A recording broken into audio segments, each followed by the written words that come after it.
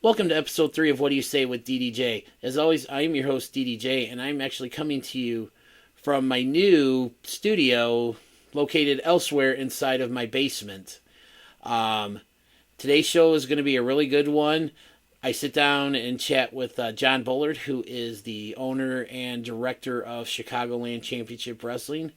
And we're going to have a little bit of a chat about his journeys through the world of professional wrestling. And he's also going to talk about what it's like starting up and running a company during the pandemic and also putting together wrestling shows with crowds and the safety measures that are going to be put in place. So sit back, relax, and enjoy episode 3 of Whaddya Say with DDJ and my guest this week, Mr. John Bullard.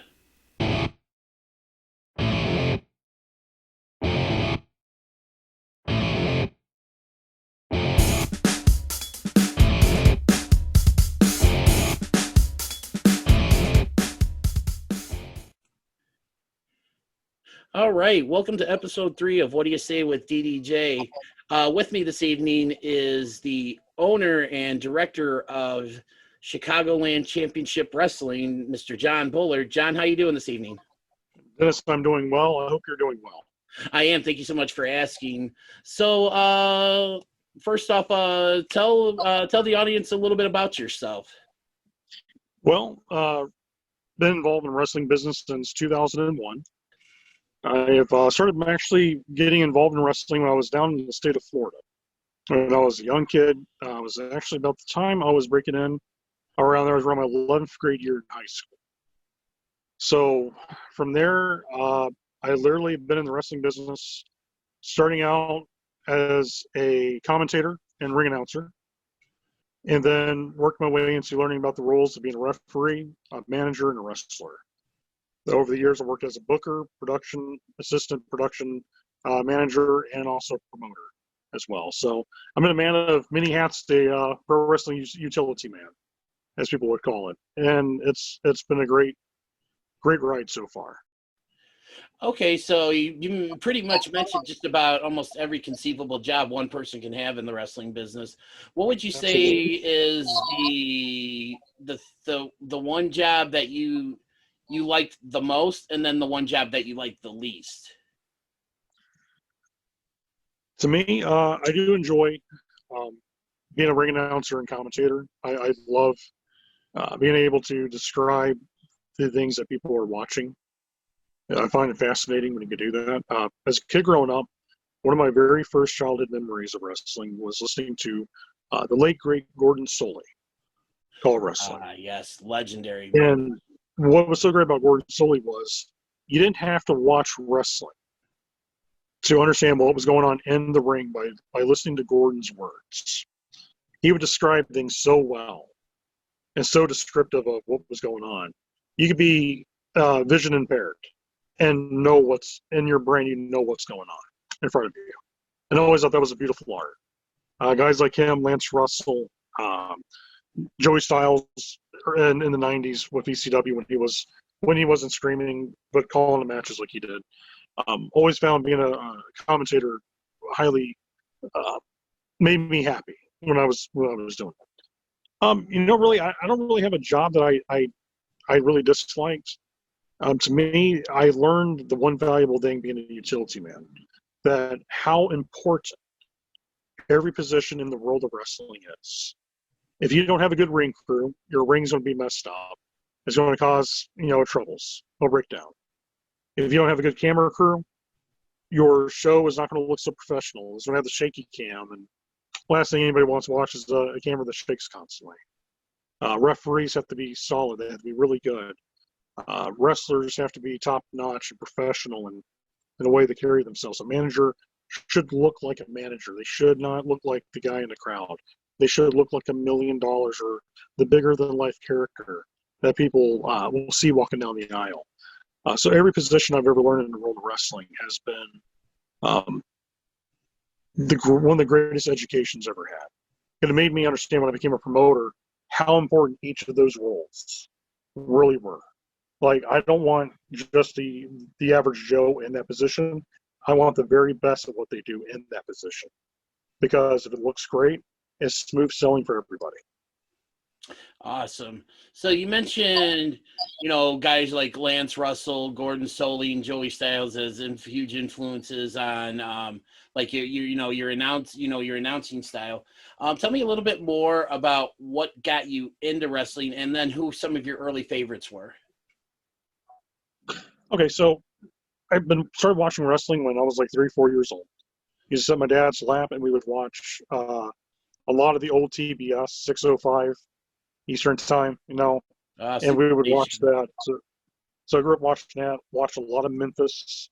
We were lucky we had cable, as back in the days when cable was first coming out, and the world of satellite and cable kind of opened up the worlds around you. Like, hey, you may watch Florida wrestling, but here's stuff in the Carolinas or Memphis or New York or what. So it's like, wow, like all this world just fell in our laps. Mm-hmm. So growing up watching Florida Championship Wrestling, watching Georgia, the Crockett's, watching Memphis wrestling. So I had like all these different favorites. To me as a kid growing up, I was a strange kid, I guess. I always liked the villains.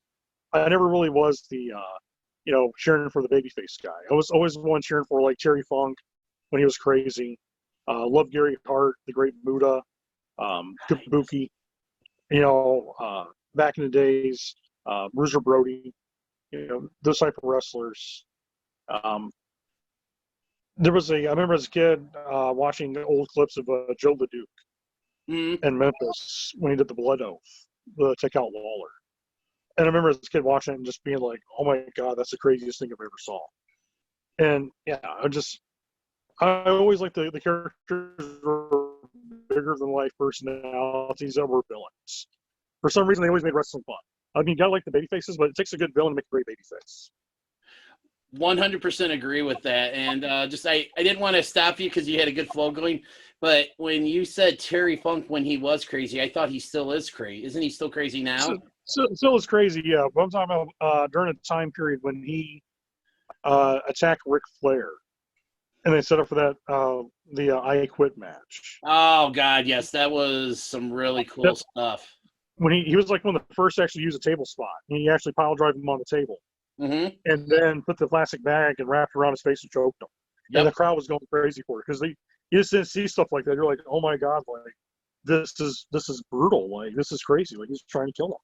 And it was so great. It was the build up to it was perfect. 100% agree with that. So, okay. So obviously beginning of the show, I introduced you as the owner and director of Chicagoland Championship Wrestling. When did you get it in your head that you wanted to be involved in the wrestling business? Wrestling business, it was in my 11th grade year. I was sitting in my English class and I had a PWI 500 sitting between the books. So, I'm studying, but I'm not studying, the class I was. It was for wrestling. And my teacher at the time was Miss Diane Struby. And she, her son was a independent wrestler in Florida. So I never knew this. He was always bigger than life. He was this big kid, big barrel-chested kid. So always thought like, yeah, maybe her son plays football or something. And one day she walked behind me. She sees a PWI magazine. And she's like, oh, so you're into wrestling. And I was instantly like, oh my gosh, she's going to take my magazine. This is like the worst thing ever. And she started laughing. She was like, no. She's like, I read that issue too. My son has that issue. I was like, oh, your son's a wrestling fan? She's like, well, no, my son's Big Daddy Rhodes, who wrestles down in South Florida. That's my boy. And I was like, oh my God. I was like, I knew your son when I was like a little kid. And he was already in high school. So it was like, I knew he's going to be like a wrestler or football player, one of the two. And she's like, yeah, he's a wrestler. And I was like, I said, that's always been my dream to actually get in the wrestling business. And she's like, well, I'll tell you what. She said, you always do good on your grades. You never get in trouble in school. You play sports. I'll give you his phone number and call him when you get near graduation. Maybe he could get you into a good training school. It's cool. So here I was, 11th grade, and I was about 160 pounds soaking wet. And I got this phone number to a guy named Spike Moore. And I give him a call. And It's like when you call the hot chicken from school for the first time, you shouldn't be talking to her because you're like way out for league. It was like that daily about him, like he's a pro wrestler. I'm just a kid. I was like freaking out. And so I was like, he picks up, he's like, hello? I was like, oh, and I hanged up the phone on him. Because I was like, yeah, let's not do this again, buddy. Let's just walk away. Before I could walk away from the phone, my phone rings. And I was like, oh man. And it's him. And I pick up the phone and he's like, yeah, do you call my house? And I was like, yes, sir. I'm sorry for hanging up on you. I didn't mean to. He's like, well, what's this about? I was like, well, Miss Diane Shrewby gave me your number to talk to you about becoming a professional wrestler, or at least being in the wrestling business. And we right in there, ice broke. He's like, oh, okay, let's talk. And next thing I know, we went to this training. He had a little training camp going on. And I come walking into this little gym, and I'm the youngest kid in that place. Everybody else is like college, athletes or grown men that, they're working a full-time 40-hour-a-week job. So I was like, okay, and I introduced myself. And he's like, all right, cool. He said, for all of you guys want to become, professional wrestlers or be in this business, we're going to go through some drills. And they had them doing push-ups, real crazy, Hindu squats, and we had to do them by the hundreds. It wasn't like, do 20 and you're good. It's like, no, we drop down to 100 push-ups, do 100 squats, do 100 burpees, then run around the building. It was a fair barn. Run around the barn, 10 laps. And it's like August and it's like 105 degrees outside. Ugh. So lucky for me as a kid playing high school sports, I was already conditioned to being outside. So I was like, okay, like I want to be fine. I'm not a big muscle bound kid, but I'll keep up because I'm one of those kids that will never give up when he has an opportunity. I was like, I don't care how bad it hurts me, I'm gonna still try it. And so I survived, and I survived the first 2 weeks of it. And that class went from 25 people to 10. Wow. And then that 10 turned to 6. And we finished that way. And ever since then, I've been in the business and going from there to then moving to Kentucky. And I kind of got out of the business for a little bit. I went through an ordeal where, we were homeless due to Hurricane Bonnie and Charlie. So we had to readjust our entire lives and pick up and move forward. So we did that. And lucky for me, when we moved to Kentucky, I got a job, and one of the guys who worked with me in the building actually happened to be a professional wrestler. Oh, cool. And so one day I overheard him talking about the business, and I turned on and I was like, oh, yeah? And I said something to him in return, like only a wrestler would know. And he just looked at me like, how do you know this? I'm like, well, because I've been in professional wrestling too. And he was like, oh my God. He's like, by the way, do you work anywhere right now? I said, well, not currently. No, I just moved up here. Boom, light turns on. Hey man, I got this local promotion. How would you like to get your feet wet? It's like, yeah, all right, cool, whatever. So I went there, did the interview in front of the promoter. He was looking for a new play-by-play for television. Mm-hmm. And so he was like, all right, kid, give me your best slide. And I remember I was like, ladies and gentlemen, on October 3rd, and kind of give my radio speech thing. And he loved it. He's like, well, that's really professional. I like to have you as my play-by-play guy. Oh, wow. So his promotion was Southern Championship Wrestling. And he actually had a TV show on WOBZ TV9. On Saturdays, we opened up for Ohio Valley Wrestling. Did. So we had a little TV studio show, where I really learned my steak and potatoes of the business, learning how television is done.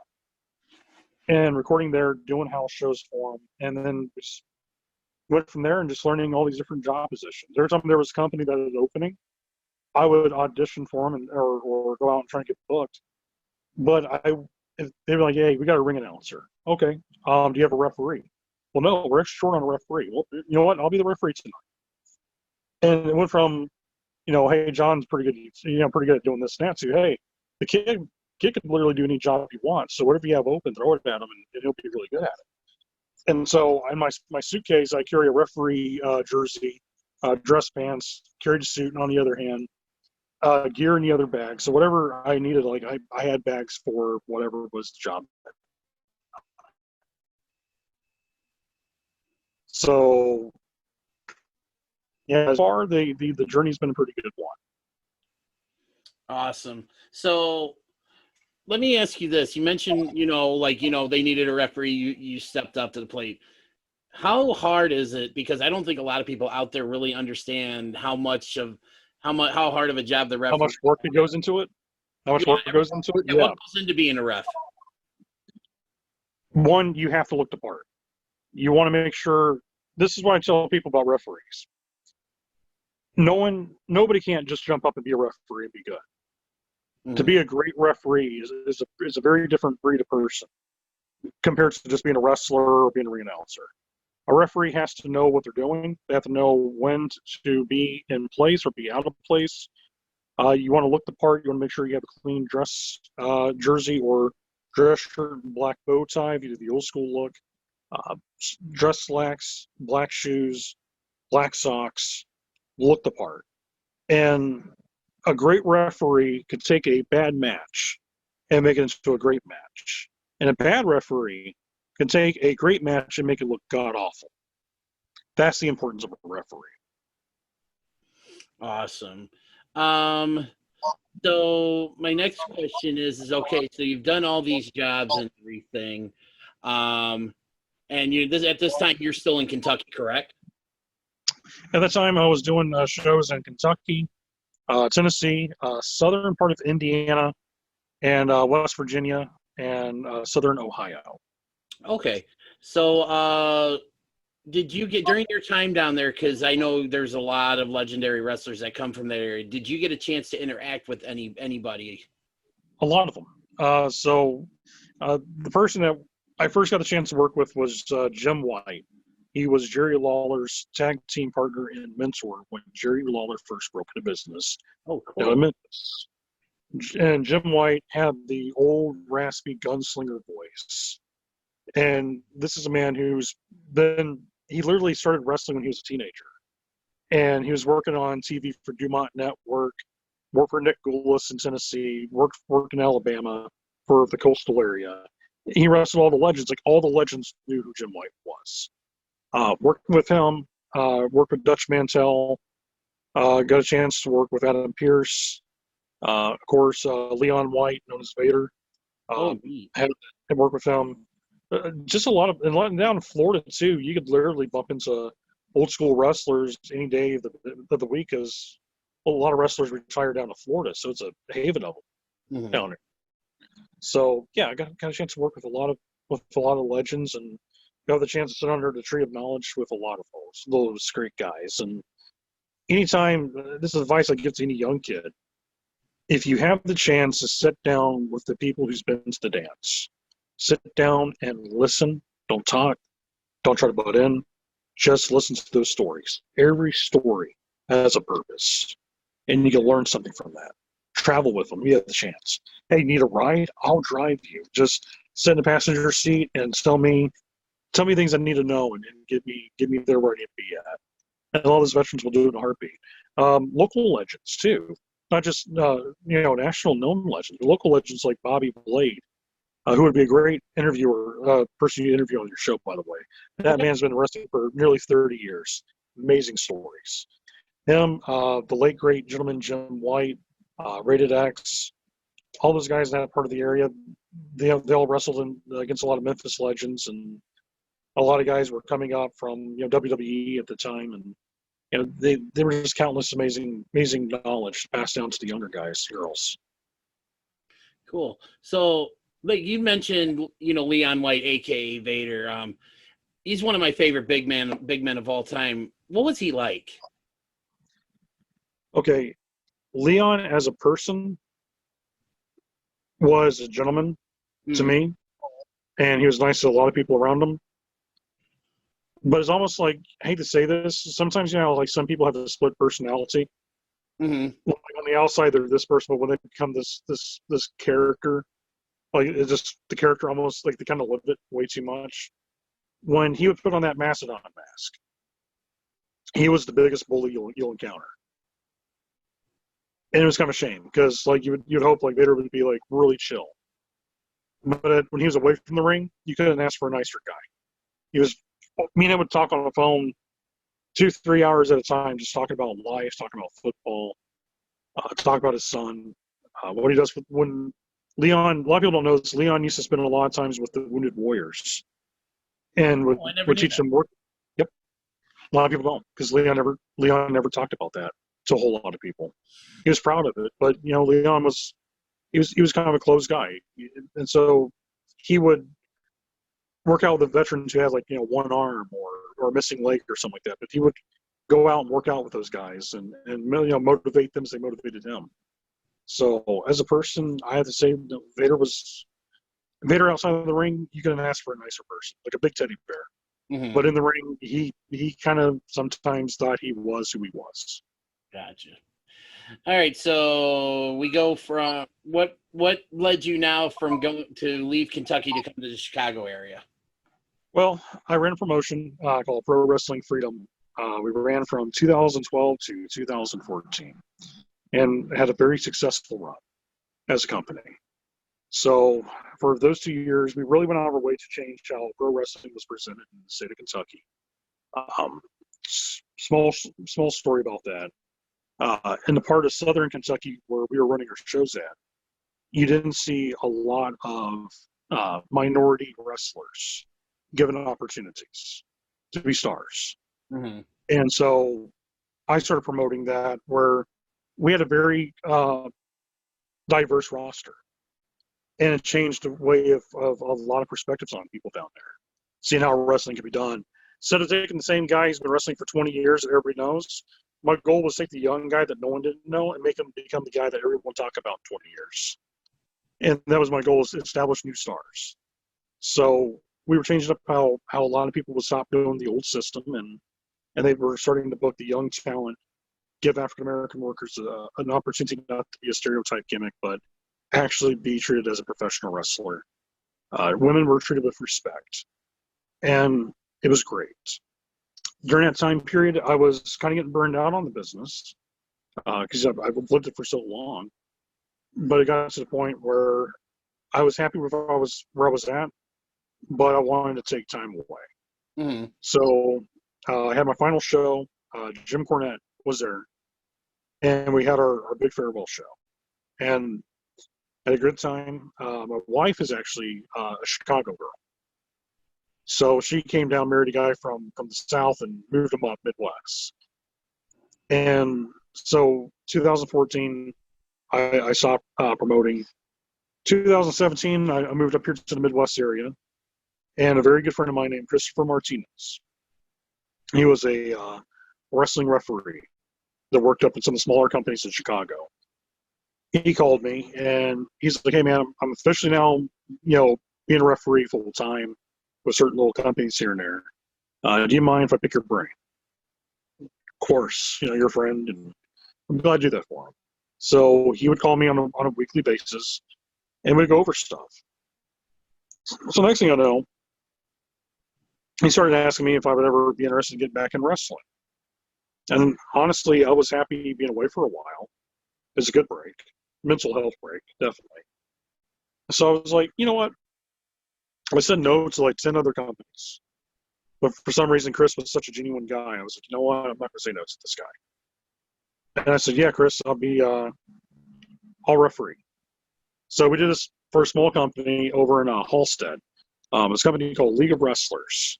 And Rion Skills was looking for them at that time. And Rion, of course, you probably remember from PCW. Yes. So that's where I got to meet Rion. Rion is like one of the genuine great guys in the wrestling business.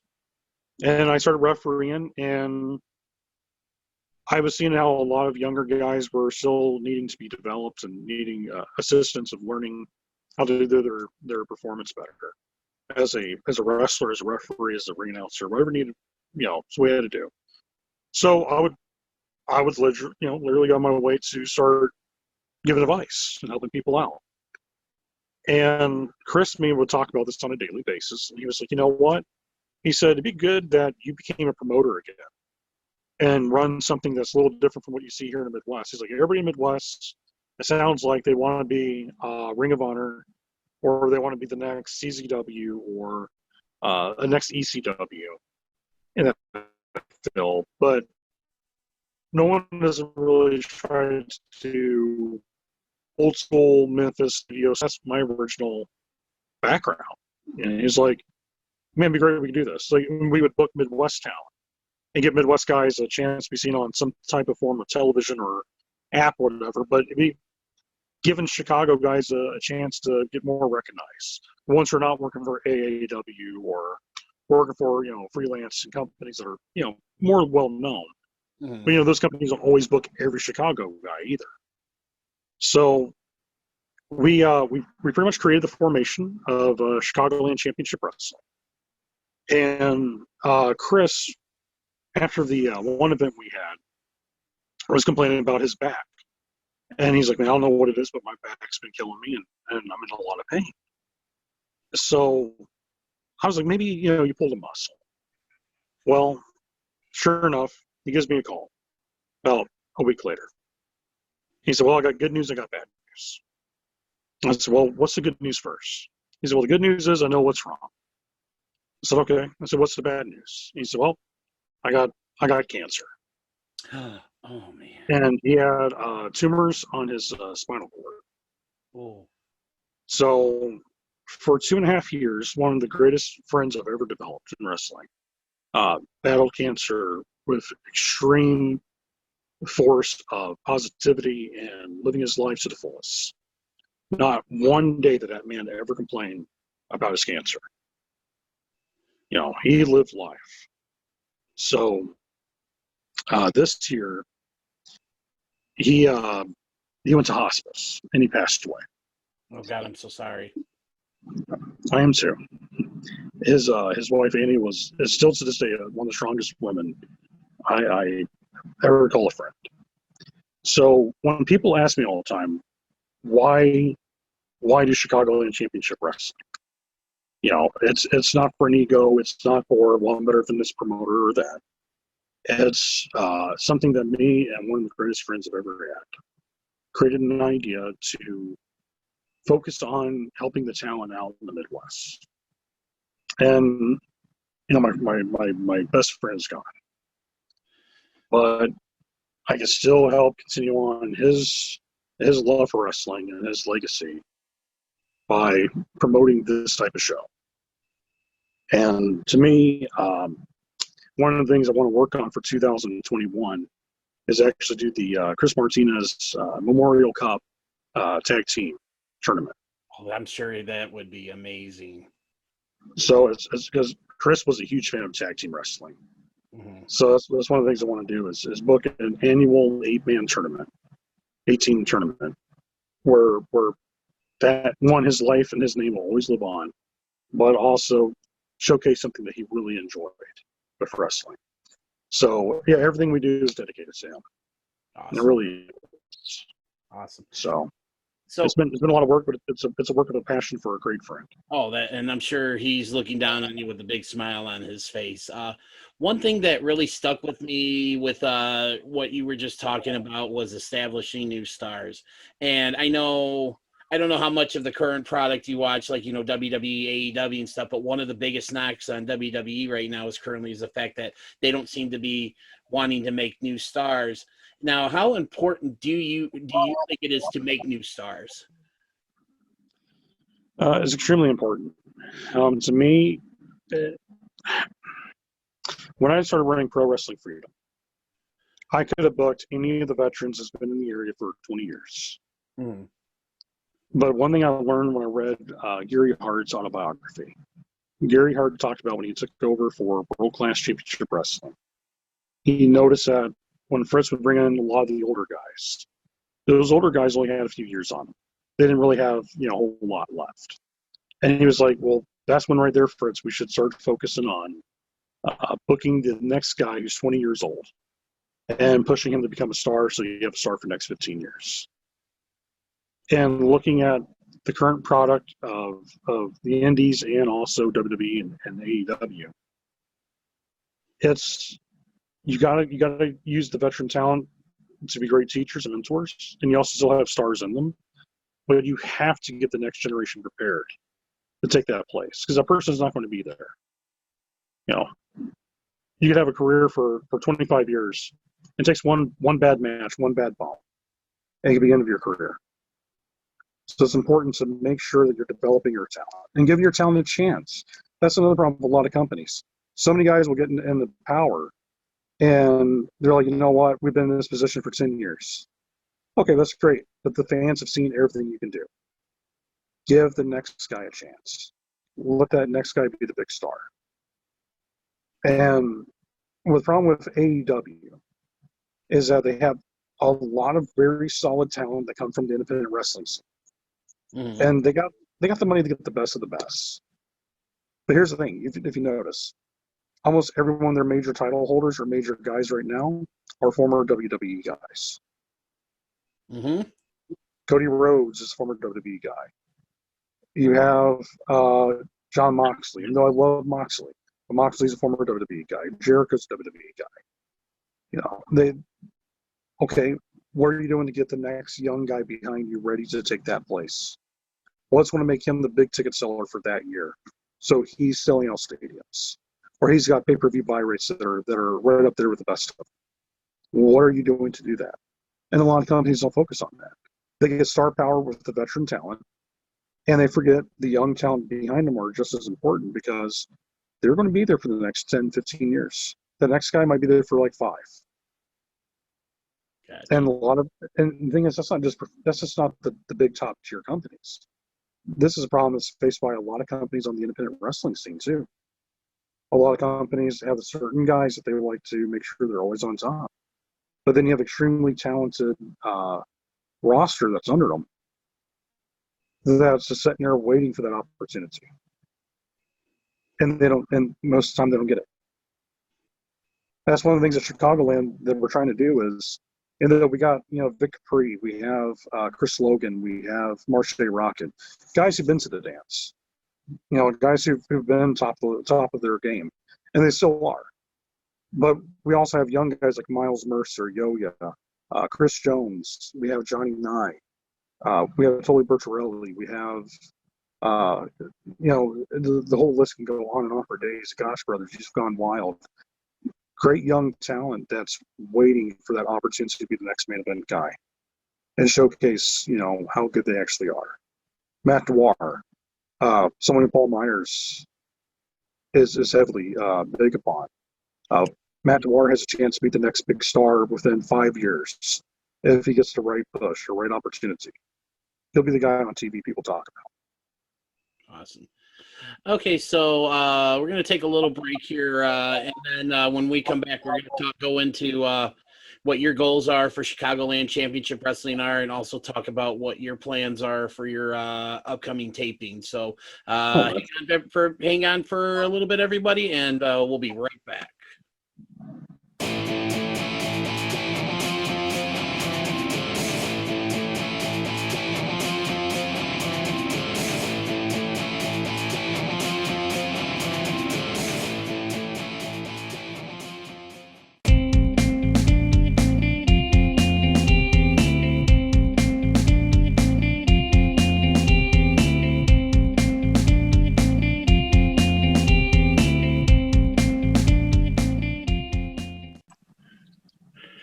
All right, welcome back to Whaddya Say with DDJ. Once again, I'm here with the owner and director of Chicagoland Championship Wrestling, Mr. John Bullard. John, so now CCW is in play.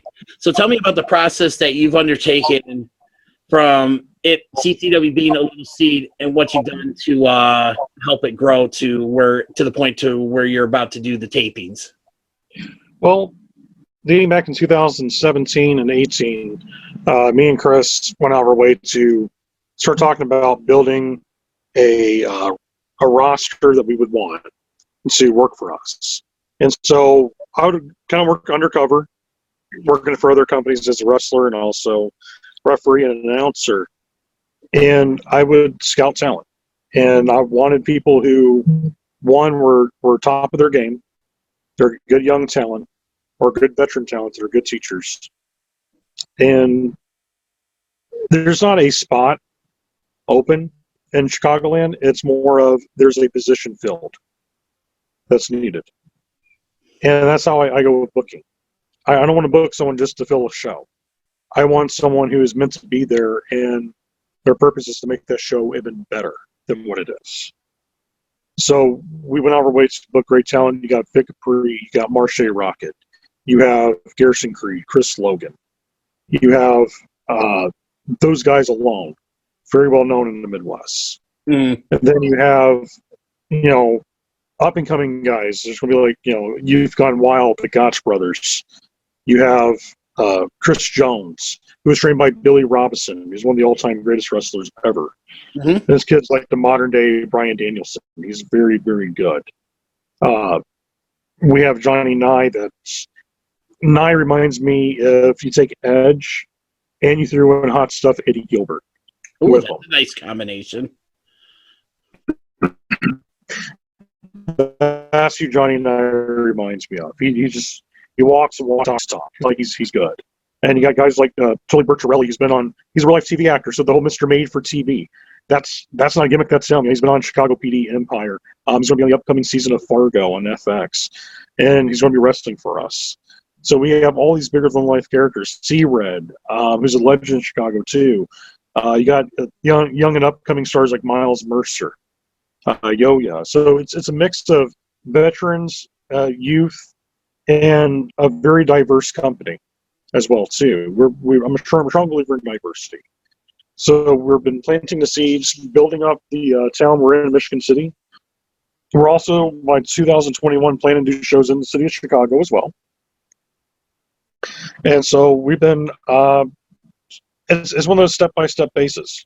To really start out a good wrestling company that you're hoping will last more than a year, you have to make slow steps and make sure what you're building for your company and brand really stands out, for one, compared to other wrestling shows, but also give a different flavor of ice cream, so to speak, for what we're doing. Something that fans will realize about our shows, we do a lot of retro type stuff. We're modern day wrestling with a retro feel. You probably see some of our videos we've been doing. It's very 1980s, 1990s style wrestling.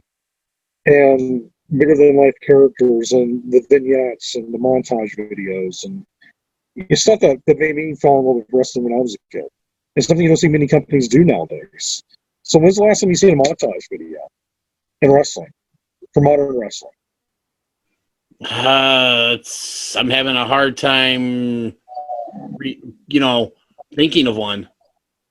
So yeah, that's what we want to bring. And some of the videos we posted, people were like, "My God, that was great!" I remember No Coast. They just did the No Coast Coast to Coast, which is their video of parodying Wayne's World.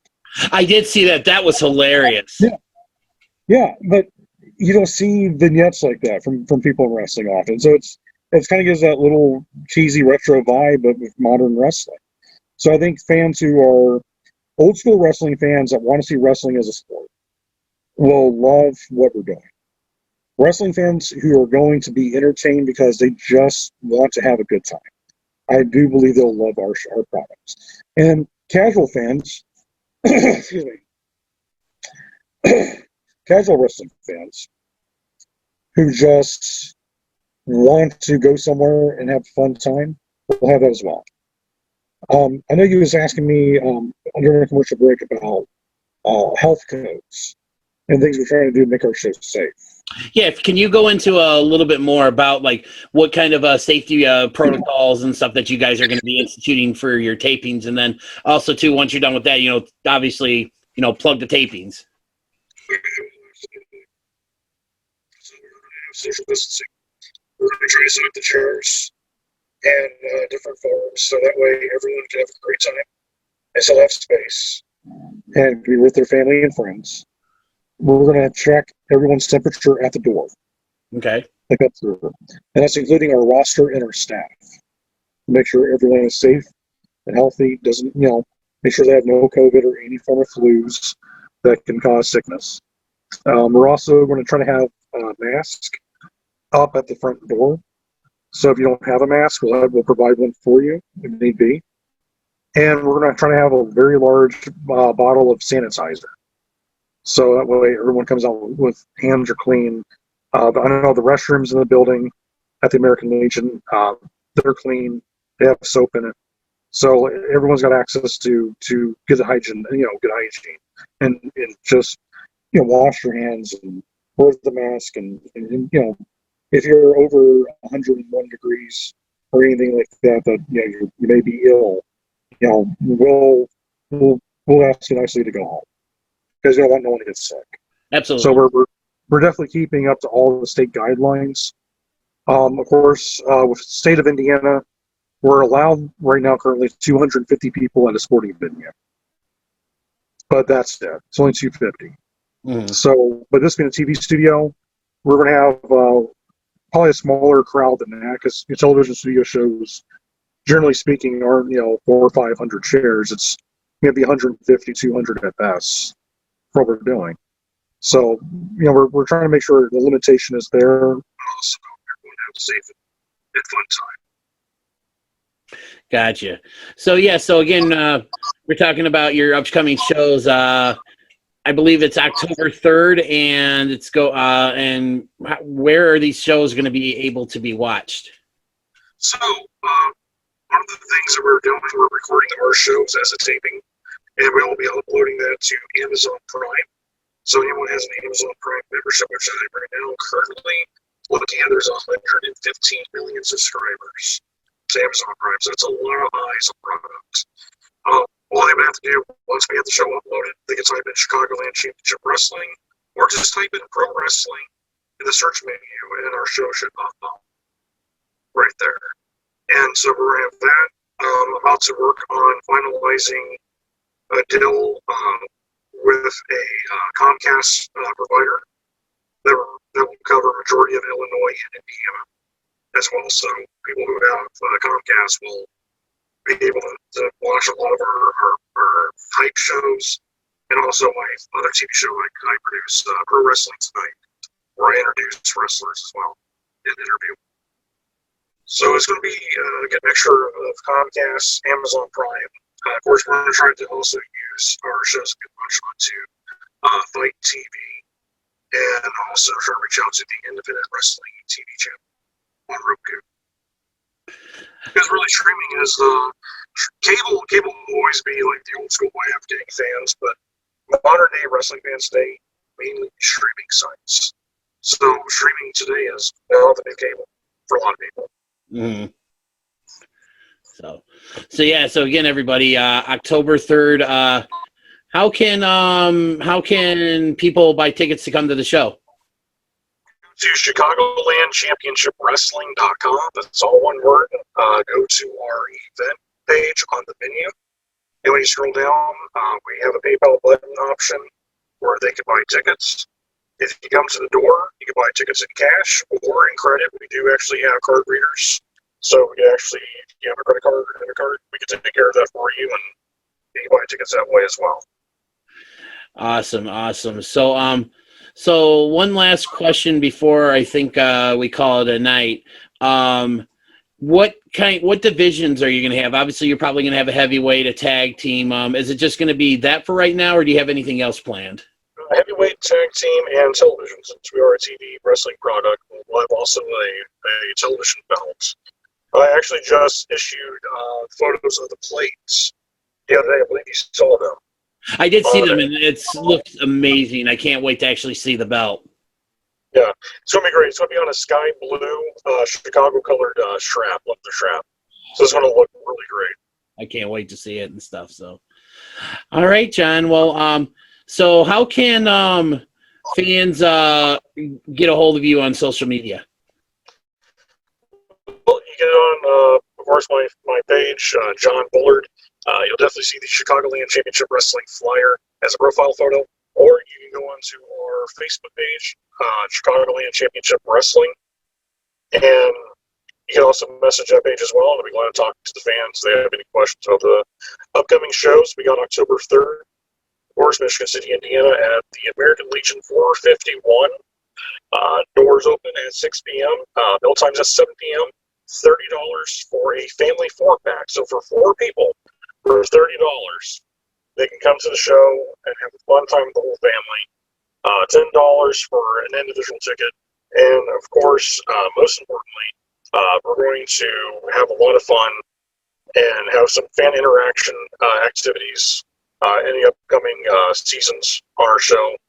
Of course, November 14th, we're going to be partnering up with C3 Wrestling and True Privilege Wrestling to present a show called Five.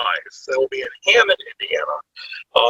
That show will have a Chicagoland 8-man tag Survivor Series style match. Old school throwback Survivor Series, we remember back in the 90s. And it's going to be the Rap and Rock Express with Ewok, Kip Michaels, and Nokos taking on the Sin City Playboys. It's Johnny Knight, Tully Bertarelli, Stallman Stone, and the dastardly Bulletproof Bo Anderson. Wow, so that's going to be a fun time. 2021, we'll actually have more dates coming up for 2021. Some of the plans that we have is we're going to try to partner up with either Shriners or St. Jude's Children's Hospital. And I would like to do a Night of Champions event, working with every company in the Chicago area to have their title defended on the show to help raise money for the kids. Also, on top of it, have the Midwest's largest Battle Royal event as well, which I think will be a great way for all the companies to work together for a good cause. It definitely sounds like a great idea, and I definitely look forward to hopefully being in the crowd for that. So, alrighty then. Well, John, I want to thank you for your time in that. Is there anything else you would like to say before we call it a night? First and foremost, I'd like to thank you, DDJ. You do a great job for your podcast. Paul and Big Steve that was on it, those are great episodes. I'm honored to be on this with you and to talk and share a little bit of my stories and my life. But most importantly, it's people like yourself who have been lifelong fans of wrestling that has helped continue on what we do as our passion. So for all the fans out there, for everybody who's ever supported pro wrestling, for the kids who watch the wrestlers and thought, one day I want to do that, and they grow up to be those guys, wrestling's a beautiful thing. It's a great therapy. It's a great way to bond with your friends and family. It's a great way to travel the world when you're a wrestler and get to see and meet a lot of your heroes and get to do cool things. It's just one big crazy blessing. And honestly, I'm looking forward to our October show just to say hello to everybody and get to say hello to people I've been talking to on Facebook. When you finally meet them, it's like, hello, their lifelong friend. I finally get to meet. So it's always fun. Yeah, that's like one of the you just really summed up like one of the reasons why I really love professional wrestling is just because like I met my best friend as a result of us finding out, we ran into each other. We used to work together, but until we ran into each other at a WWF show, we didn't know, we didn't realize that we both loved wrestling, and that's actually how our friendship started. I mentioned, our good friend Brad Marcus, again, Facebook group about wrestling. He and I have become pretty good friends, and I've got a lot more people that I've maybe seen them once in my life or never seen at all, but I consider them friends, and it's because of the fact that of this thing we all call professional wrestling. So, John, I want to thank you again for your time tonight. It was a pleasure, and once again, everybody, October 3rd. Chicagoland Championship Wrestling is going to be hosting their inaugural TV tapings, which are going to be viewable on Amazon Prime. Tickets are $10 a piece, or a family 4-pack for $30. Great value for a great night out. So John, thanks again for your time. DJ, it's a blessing, my friend. Thank you so kindly for having me on your show. Absolutely.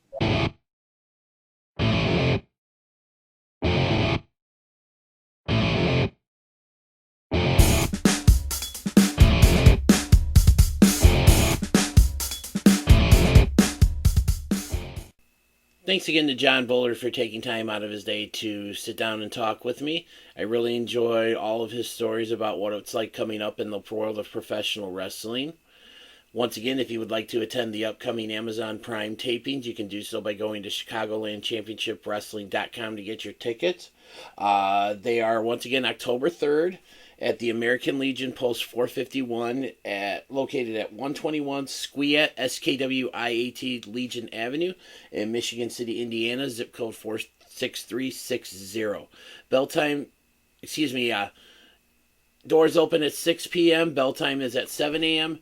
You can get individual general admission tickets for $10, or you can get a family 4-pack of tickets for just $30. $7.50 per ticket for a family of 4 to go see some great wrestling. How can you not pass this deal up? And once again, all safety measures will be in place so that all fans will be safe at these tapings. Once again, Chicagoland Championship Wrestling.com to get your tickets. As always, thanks to my best friend Andre Boyd for providing all the music you hear during Whaddya Say. And before we call it a night, I'm going to debut a new segment that I like to call Shout It Out Loud. And no, I'm not going to sing that, at least right now. Just want to give a couple shout outs to some very cool people that I know. First one is my boy Eli Morales, who, along with his friend Bruce, have this really great Chicago sports podcast called Deep Dish in Sports with Bruce and Eli. These guys are very passionate Chicago sports fans. They're also very knowledgeable, and their show is a lot of fun. So if anybody is looking for a great podcast to listen to that's all about Chicago sports, give Deep Dish in Sports a listen. You will not regret it. And last but definitely not least, I want to give a special shout out to a couple of very good friends of mine, Steve and Caitlin Becker. Steve has been dealing with some serious health issues as was in the hospital recently, and I am happy to say that he is home comfortably resting and getting a lot better each day. Steve and Caitlin, I'm so happy that things are looking up for you, and I miss you both, and hopefully I'll see you both at a wrestling show very soon. And on that note, thank you again so much for listening to episode 3 of Whaddya Say with DDJ, and I'll see you in about a week with a brand new episode.